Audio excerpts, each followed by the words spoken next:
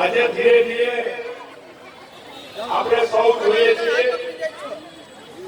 કે અમારે અમીરભાઈ હોય, ઈશભાઈ હોય, જેદીભાઈ, આ બધું આખો ગુરુપ્રસાદ સોસાયટી યુવક મંડળ કે જે યુવાનોની અંદર કાયમી ફક્ત સેવા કરવાની ભાવનાઓ છે. પોતાને કઈક આપ્યું છે તો એમાંથી કઈક સમાજ માટે આપવું છે, એવી ભાવનાઓને સાથે લઈ અને ચાલતું યુવક મંડળ છે. આ વેરસીભાઈ નું વાવેલું બીજ આજે ખૂબ મોટું વટવૃક્ષ થઈ અને દરેક સમાજના લોકોને છાંયો આપી રહ્યું છે. એના અનુસંધાને ધીરે ધીરે 1-2 દીકરીમાંથી શરૂ કરી અને આજે 13 દીકરીઓના સમૂહ લગ્ન આ યુવક મંડળ દ્વારા મા મેલડીના સાનિધ્યમાં કરવામાં આવે છે. અમારો ભાણો ભાઈ શ્રી અમીરભાઈ, રાજુભાઈ, ઈદુભાઈ બધા મને કંકોત્રી દેવા આવ્યા. મને કે બાપુ આવવાનું. મેં કીધું મારો દુખાર છે એટલે આવવાનો સવાલ ઉભો નથી થતો. પરંતુ વાત કરી ત્યારે મેં કીધું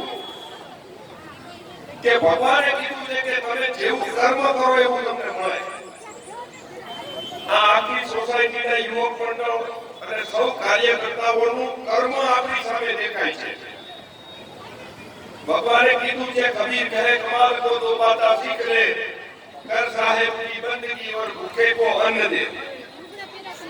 ઈ વસ્તુને સાર્થક કરતો આ કાર્યક્રમ અને સંપૂર્ણપણે આજે અમે તો કઈ છીએ, અમારા દાદા સમજી બાપુ કહેતા હિન્દુબા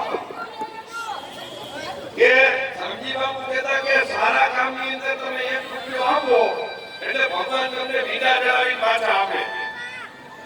ઈ જ સિસ્ટમ આજની તારીખમાં અહીંયા અમે જોઈ રહ્યા છીએ કે માં મેલડીના સાનિધ્યમાં જે કઈ સેવાકીય કાર્યક્રમો થાય છે એમાં તમે 1 રૂપિયો આપો, માતાજી તમને 1 ના 10 કરીને આપે છે.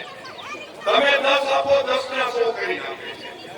એટલે મારો કહેવાનો ભાવાર્થ એવો છે કે સત્કર્મ દ્વારા જે વાપરવામાં આવેલો પૈસો હોય, અન્નદાન હોય, એ કોઈ દિવસ કે જાતું નથી.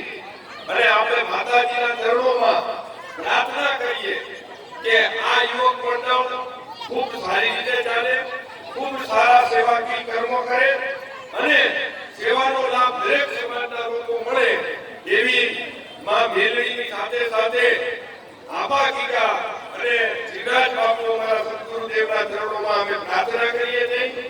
સાથે સાથે સમૂહ લગ્નનો માહોલ છે, પણ આપણે એક વખત ખૂબ મોટા અવાજે જયકારો કરશું.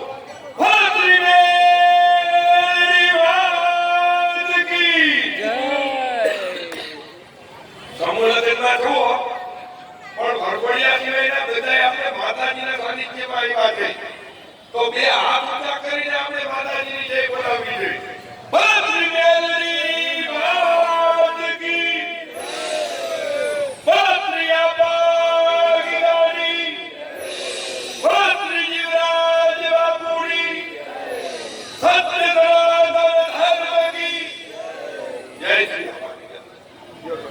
જય શ્રી રામ. જય આપા ગીગા. મજામાં?